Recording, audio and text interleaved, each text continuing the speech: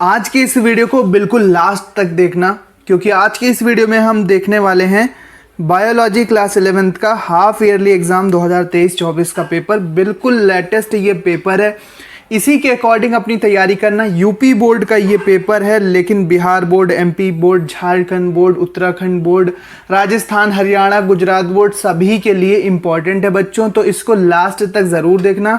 ये वीडियो आप कौन से शहर, कौन से गांव से देख रहे हो, अपने शहर या गांव का नाम कमेंट में ज़रूर लिखना। कौन से स्टेट से देख रहे हो, किस जगह से वीडियो देख रहे हो, ये कमेंट में ज़रूर बताना। तो ये पेपर आपका यूपी बोर्ड का पेपर है। 3 घंटे 15 मिनट आपको मिलते हैं। हालांकि यहाँ पर 3 घंटे लिखा है, लेकिन 3 घंटे 15 मिनट आपको मिलते हैं। 70 नंबर का पेपर होता है थ्योरी का, ठीक है। बायोलॉजी क्लास 11th का पेपर है। इसी के अकॉर्डिंग आप अपनी तैयारी कर सकते हो। कभी कभी जब कोड मिल जाता है, एक कोड है इस पेपर का, कभी कभी जब कोड मिलता है तो ढेर सारे प्रश्न सेम टू सेम आपके एग्जाम में आ सकते हैं। अगर नहीं भी आए तो इसके सारे प्रश्न इंपॉर्टेंट हैं, जो कि आपके लिए महत्वपूर्ण होंगे। वो आपके एग्जाम में आते ही आते हैं हाफ ईयरली में। बाकी ईयरली के भी पेपर आएंगे, बाकी सब्जेक्ट के भी पेपर आने वाले हैं, तो चैनल को सब्सक्राइब करके रखो। सभी प्रश्न अनिवार्य हैं। सभी प्रश्नों के निर्धारित अंक उनके सामने दिए हुए हैं। निम्नलिखित में से प्रश्नों का सही उत्तर आपको लिख के उत्तर पुस्तिका में लिखना है। कवकांश तथा श्यावलांश किस में पाए जाते हैं? तो ये पाए जाते हैं लाइकेन में। बी वाला ऑप्शन सही है।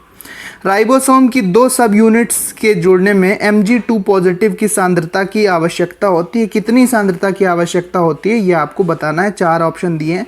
इसका क्लियर आंसर नहीं मिल पाया है, गूगल पर भी मैंने सर्च किया था, लेकिन अगर आपको पता है तो सर्च करके या कहीं से भी आप इसको सही ऑप्शन बताना कि राइबोसोम की दोनों सब यूनिट्स जो होते हैं उनको जोड़ने के लिए Mg2 पॉजिटिव की सांद्रता, कितनी सांद्रता की आवश्यकता होती है?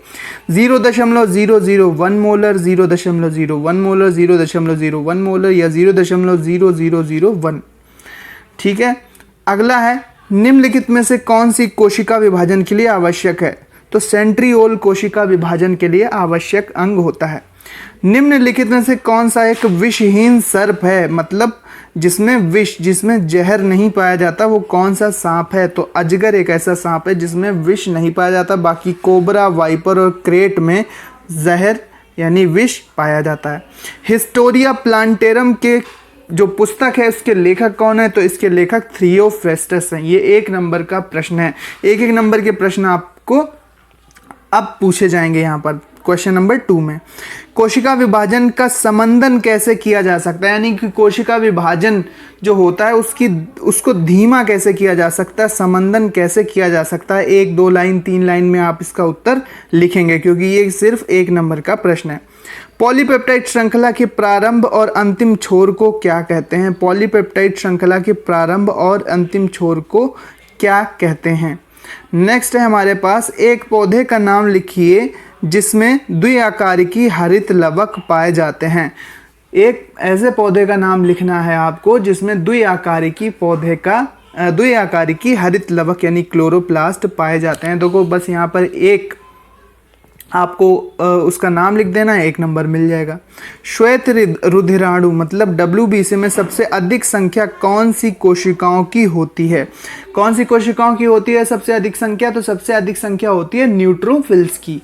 न्यूट्रोफिल्स WBC की संख्या सबसे अधिक होती है। बाकी इओसिनोफिल्स, मोनोसाइट्स, लिम्फोसाइट्स की संख्या इतनी नहीं होती जितनी आपके न्यूट्रोफिल्स की होती है। DNA के किसी एक न्यूक्लियोटाइड की संरचना दीजिए। तो DNA के न्यूक्लियोटाइड में एक पिरामिडीन या प्यूरिन बेस लेना और उसको जोड़ देना नाइट्रोजन क्षार के साथ, नाइट्रोजन क्षार तो वही, उसको शुगर और फास्फेट के साथ जोड़ देना। बाकी इसी तरह का एक और आप न्यूक्लियोटाइड बनाना और दोनों को हाइड्रोजन बॉन्ड के साथ आप जोड़ के DNA भी बना सकते हैं। लेकिन आपसे केवल एक न्यूक्लियोटाइड की संरचना दी है, तो आपको क्या लेना है? एक शुगर का मॉलिक्यूल लेना है, एक फास्फेट लेना है, और यहाँ पर आप गुआनिन, एडेनिन, थाइमिन, साइटोसिन कुछ भी आप यहाँ पर क्षार लगाएंगे, तो ये इतनी संरचना आपकी एक न्यूक्लियोटाइड बन जाती है बच्चों। तो देखिए इस तरह से आप सॉल्व करेंगे। इस तरह से आपके प्रश्न आते हैं हाफ ईयरली एग्जाम में क्लास 11th बायोलॉजी में। इस प्रकार के क्वेश्चन देखिए आपसे पूछे जाएंगे।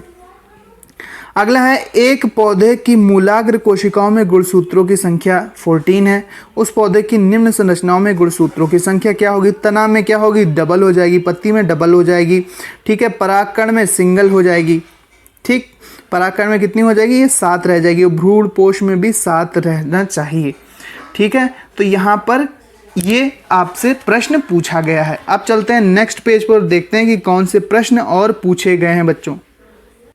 क्लास 11th बायोलॉजी में आपको एनसीईआरटी की बुक से पढ़ना चाहिए।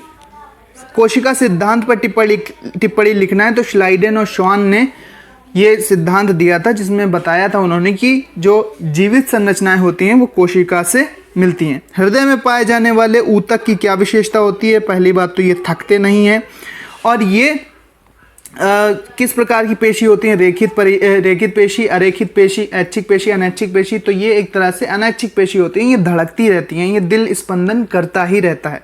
तो 2 से 4 विशेषताएं आप लिखेंगे, 2 नंबर आपको प्राप्त होंगे। व्यष्टि तथा समष्टि में अंतर लिखो, 2 नंबर में। निम्नलिखित जंतुओं का वर्गीकरण कीजिए, तारा मछली, सर्प, इनका फाइलम, ठीक है, ऑर्डर, जीनस, स्पीशीज वगैरह करके आपको इनका क्लासिफिकेशन यानी वर्गीकरण लिखना है। पुष्पासन परिस्थिति के अनुसार लगे पुष्पी भागों का वर्णन करो। विनिमय क्या होता है? टिप्पणी करो, 3 नंबर का प्रश्न है। कोएंजाइम के मुख्य कार्य क्या हैं? उदाहरण सहित बताइए। कोएंजाइम के मुख्य कार्य क्या हैं? उदाहरण सहित बताना है। चिकित्सार्थ यानी चिकित्सा के लिए अभिकर्ता के रूप में आने वाले प्रोटीन का पता लगाइए व सूचीबद्ध प्रोटीन व अन्य उपयोगिताओं को बताइए। अगला प्रश्न है, संयोजी ऊतक के सामान्य लक्षणों का वर्णन कीजिए तथा संरचना एवं कार्य के आधार पर अस्थि और उपास्थि में अंतर कीजिए।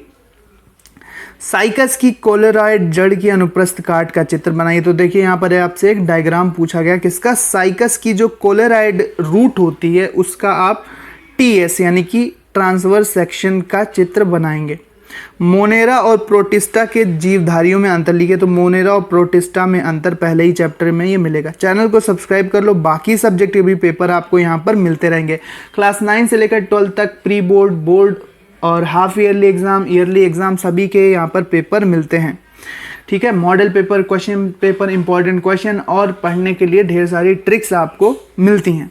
ब्रेसिका कंप्रेस्टिलिन, इन्हें इटैलिक्स में क्यों लिखा जाता है? तिरछा क्यों लिखा जाता है? तो द्विनाम पद्धति के अनुसार लिखा जाता है। इस नाम के अंत में लिन का क्या अर्थ है? तो लिन का अर्थ लीनियस होना चाहिए। ओस्टवाल्ड टिप्पो के अनुसार निम्न पौधों का वर्गीकरण करो। साइकस का और यूलोथ्रिक्स का, साइकस का और यूलोथ्रिक्स का आपको वर्गीकरण करना है। प्रोकैरियोटिक और यूकैरियोटिक कोशिका में अंतर पहले ही चैप्टर में, आसान है, याद कर लेना। ल्यूकीमिया, ब्लड कैंसर किसे कहते हैं? ये कैसे उत्पन्न होता है? उत्परिवर्तन से उत्पन्न होता है, कुछ रसायनों की अभिक्रिया से उत्पन्न हो सकता है। कार्बोहाइड्रेट का रासायनिक सूत्र लिखो। जंतु शरीर में कार्बोहाइड्रेट्स के प्रमुख वर्ग कौन से, कि कौन कौन से प्रकार के कार्बोहाइड्रेट होते हैं? सबसे सरल कार्बोहाइड्रेट की क्या भूमिका है? जैसे ग्लूकोज, फ्रक्टोज, ठीक है, इनकी क्या भूमिका है? यही हमारे शरीर में माइटोकॉन्ड्रिया में इनका दहन होता है, ऑक्सीकरण होता है, जहाँ से हमें ऊर्जा प्राप्त होती है एटीपी के रूप में। एटीपी एडीपी साइकिल वहीं पर चलता है, ठीक है। अगला देखते हैं, एंजाइम की संरचना और क्रियाविधि का वर्णन करो। पुष्प की परिभाषा दीजिए। पुष्पी पादपों में विभिन्न प्रकार के असीमाक्षी पुष्प क्रमों का वर्णन करो। अब ये वाला नहीं आता है आपको, ये वाला नहीं समझ में आ रहा है एग्जाम में, तो आप ये दूसरा वाला कर सकते हैं। लिलिएसी कुल के पुष्प के अर्ध तकनीकी भाषा में वर्णन करो। चित्र और सूत्र लिखना है, चित्र बनाना है और सूत्र लिखना है। तंत्रिका कोशिका कुछ समझाइए। तो न्यूरॉन आप आराम से बना लोगे, ठीक है। एक्सॉन, डेंड्रॉन, डेंड्रॉइड्स, कोशिका का माइलिन शीथ, इस तरह से जो नर्व सेल बनती है उसका डायग्राम काफ़ी आसान होता है। तो उसका डायग्राम बनाओ और उसके बारे में लिख दो, उसके भाग लिख दो, रेंडियर का नोड वगैरह सारे भाग होते हैं वहाँ पर। अगर नहीं आता ये वाला तो गुणसूत्र की आवृत्ति तथा इसके कार्यों का उल्लेख कीजिए। गुणसूत्र क्या होते हैं, इनकी आवृत्ति क्या है और इनका किस प्रकार से इनका पूरा रोल होता है। तो ये यहाँ पर आपको पूरा पेपर मिल जाएगा हमारे टेलीग्राम चैनल पर। इसको सॉल्व करके जाना जो क्वेश्चन आ रहे हैं। बाकी इसका पूरा सॉल्यूशन कॉपी पेन पर अच्छे से आपको प्रोवाइड कराया जाएगा। कमेंट में बताओ कि इसका आपको पूरा सॉल्यूशन चाहिए। यहाँ पर मैंने आपको पेपर का पूरा आउटलुक दे दिया, दिखा दिया है पेपर की कैसा आता है क्लास 11th में। तो चैनल को सब्सक्राइब कर लो, बाकी वीडियोज़ यहाँ पर आते रहेंगे। बेल नोटिफिकेशन भी आप ऑन कर देना, जिससे आप कोई भी नोटिफिकेशन मिस ना करो दोस्तों। ठीक है, तो यहाँ पर ये एग्ज़ाम का पेपर था half yearly class 11th biology का। इसी तरह के सारे मॉडल पेपर आपको यहाँ पर मिल जाते हैं। तो कैसी लगी वीडियो कमेंट में ज़रूर बताना।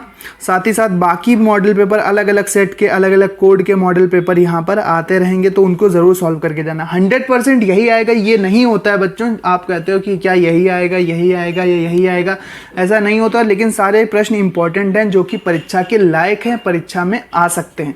कभी कभी ये होता है कि कोड मिल जाता है तो सेम भी पेपर आ सकता है, लेकिन इसकी कोई गारंटी नहीं है। सारे प्रश्न इंपॉर्टेंट है, इनका अभ्यास करो, मॉडल पेपर की तरह से सॉल्व करो। बाकी सेट और ABC जो भी कोड हैं अलग अलग, उन्हें सॉल्व करो तो आपकी तैयारी अच्छी हो जाती है। मिलते हैं नेक्स्ट वीडियो में। Thanks for watching and listening me and good luck for your future, good luck for your exam. Thank you and bye bye.